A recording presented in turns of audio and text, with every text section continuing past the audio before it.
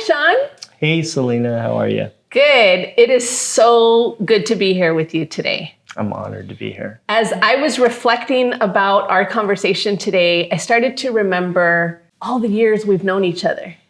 And it's been almost 14 years. That's right. Because 14 years ago, you and I started working in 2008 as the first, what I call the first wave of frontline workers at Housing Works with the Mobile Integrated Services team. I just want to start off this conversation today by asking you a real simple question.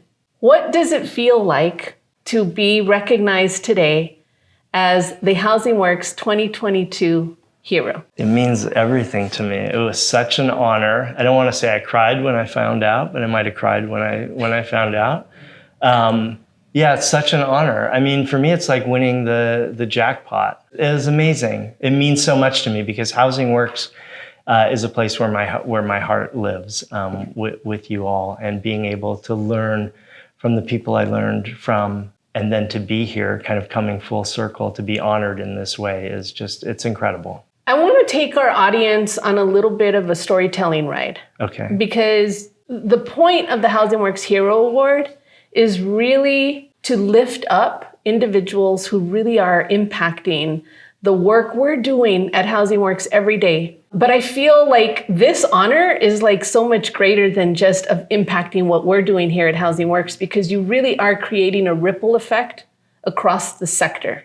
I really want to start off by offering you an opportunity to talk about who you are, where you come from, what life obstacles you've had to overcome, and anything else you might want to share with us, because I think it's important for folks to know who you are. Well, it hasn't been the smoothest ride, which is probably true for a lot of us.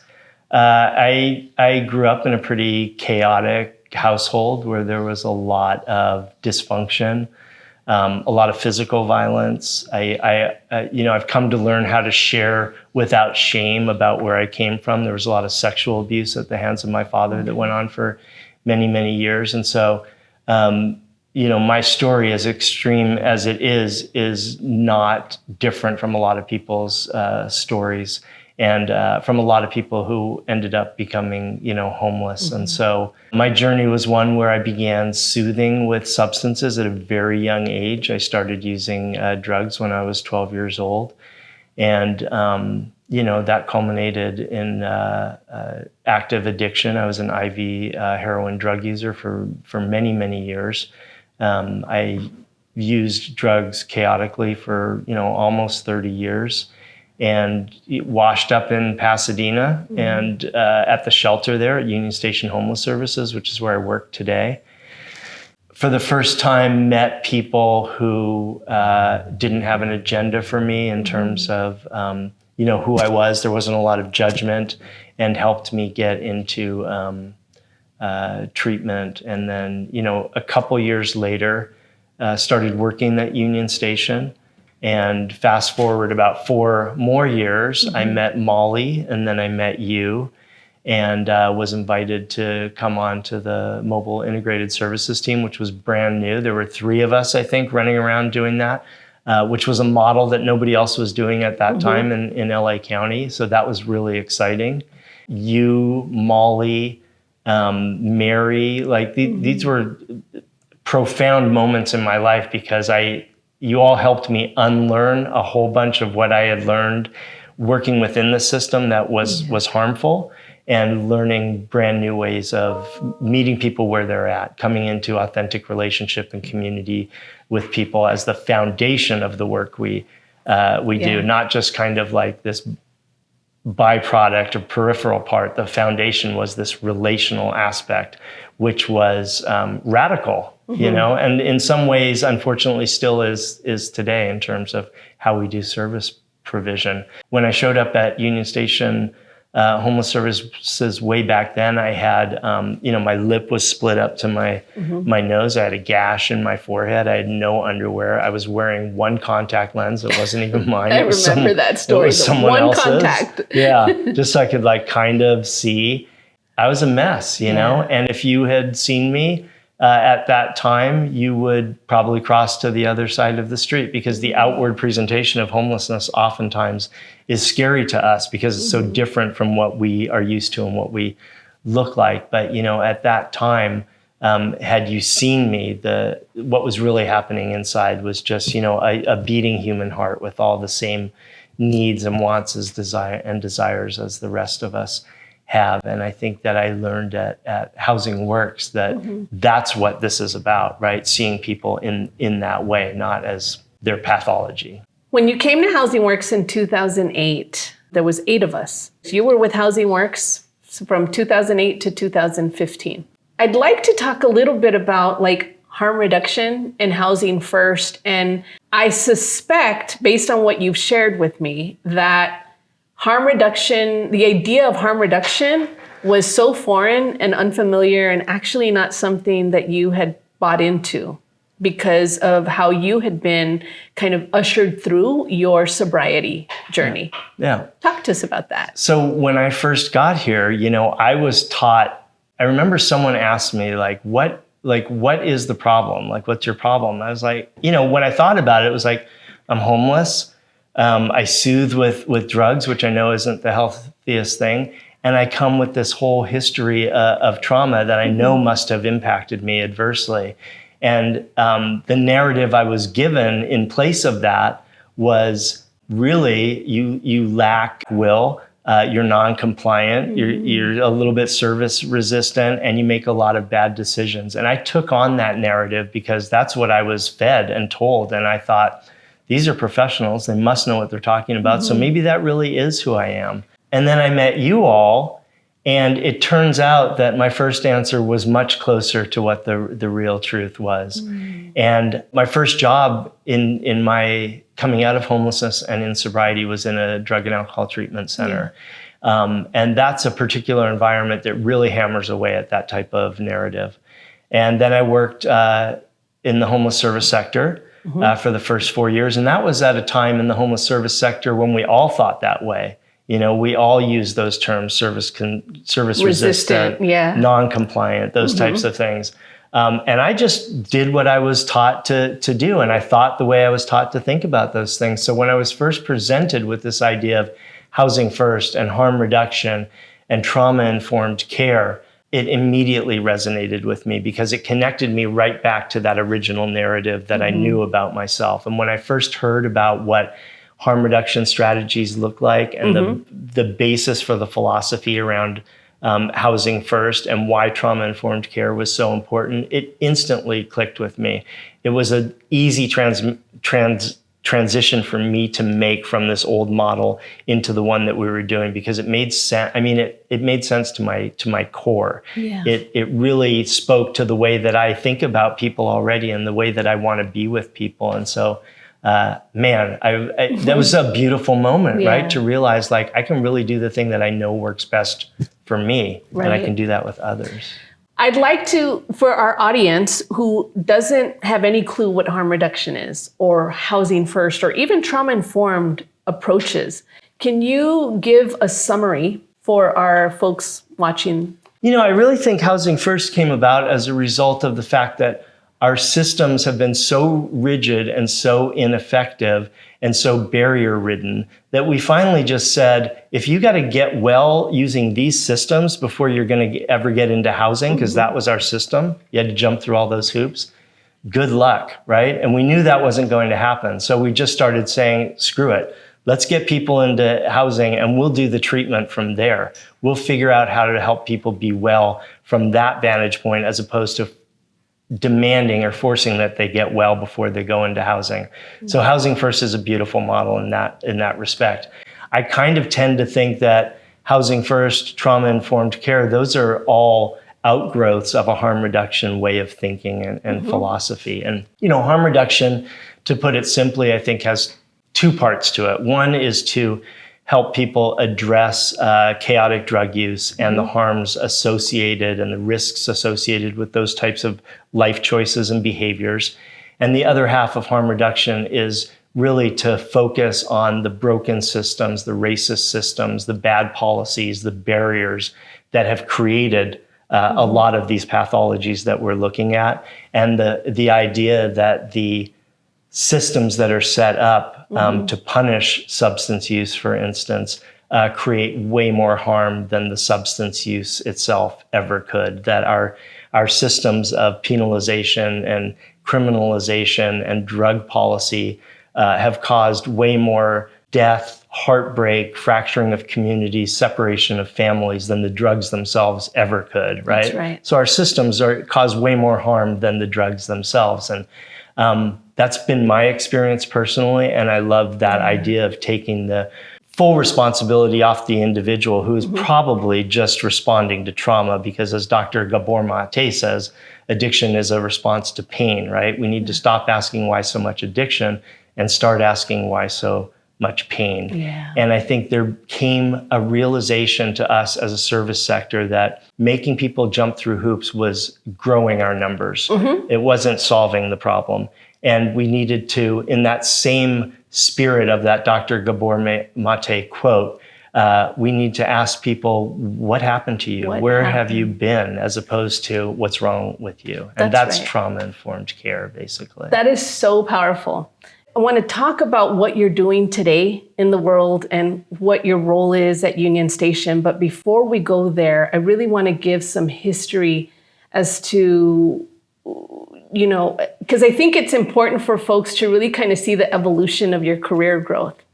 And I remember when you came to Housing Works, one of the, I don't want to call it a battle, but it was one of this thing that you and Molly had gotten into.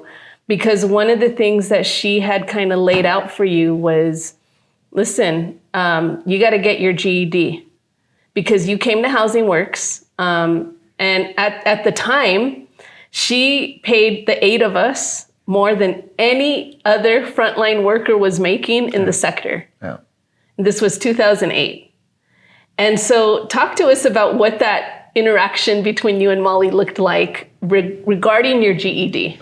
Yeah, well, it pissed me off because I thought, man, you know, and I'll say this, I've always felt like a little separate from or less than, which is just my own trauma responses.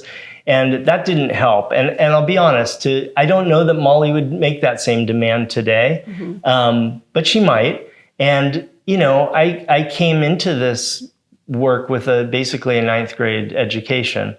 And I'll say this, that after getting my GED, I still think I had a 9th grade education. I don't think it changed that at all, especially in the math part, which I barely passed. But it was an esteemable act that I was able to involve myself in. And what it really did for me, beyond pissing me off, was it forced me to walk through a system that I had been scared to walk through. And I remember you helped me with that, and John Best helped me with that. Mary was so affirming of me, and that it helped me walk through something that I had such a bad experience with early on, right?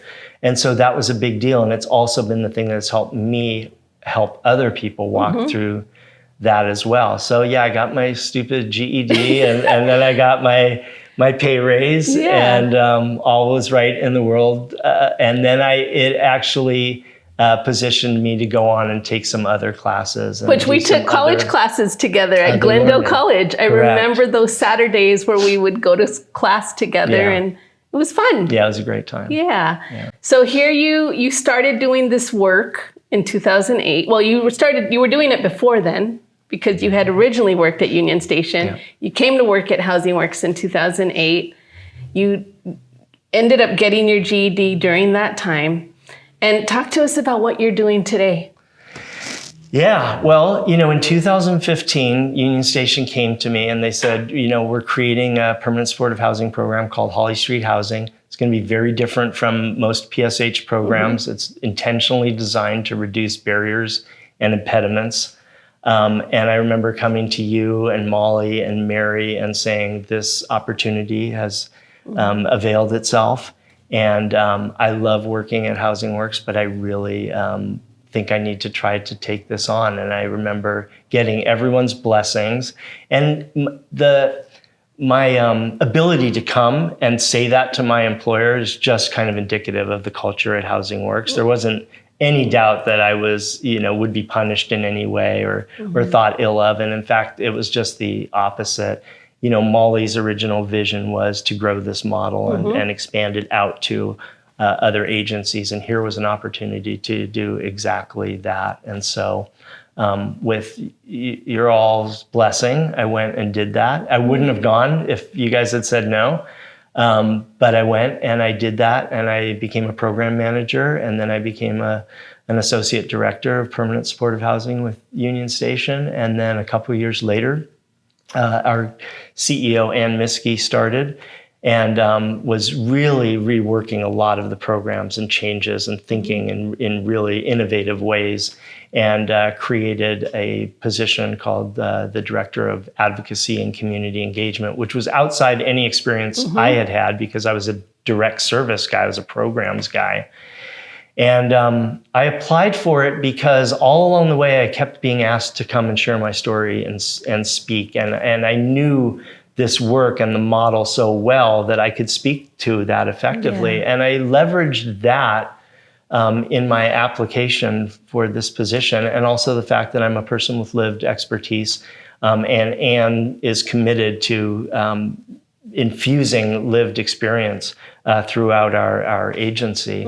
And so in her wisdom, she went and hired me for this position, and I've come into a whole new thing, which has to do with advocacy, community engagement, getting out in the community, meeting elected officials, changing hearts and minds at the level of one heart and mind at a time, up to rooms full of people. And at that same time, in our sector, there became this acknowledgement.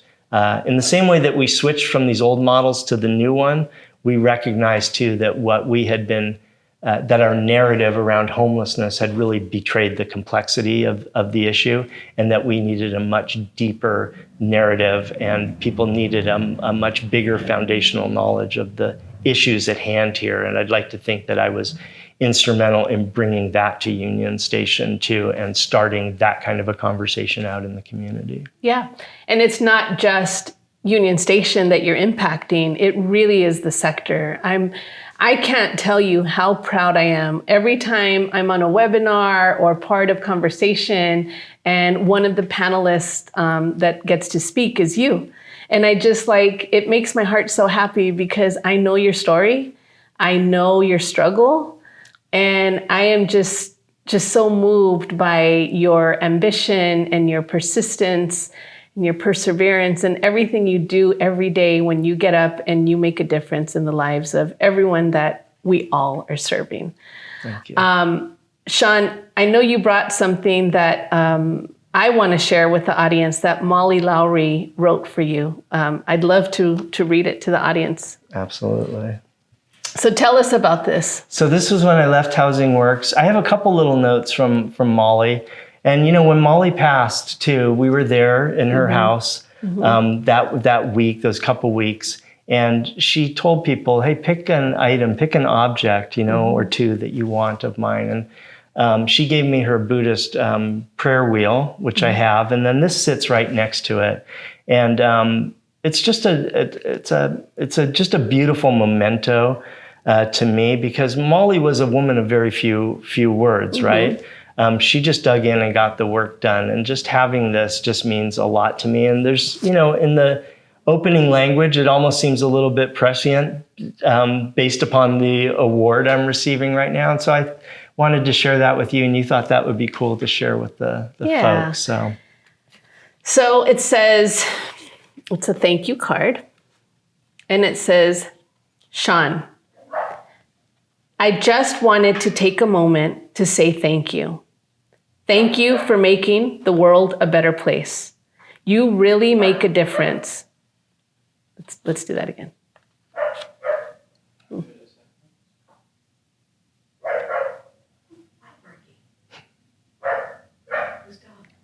It doesn't sound like the dogs that are normally here.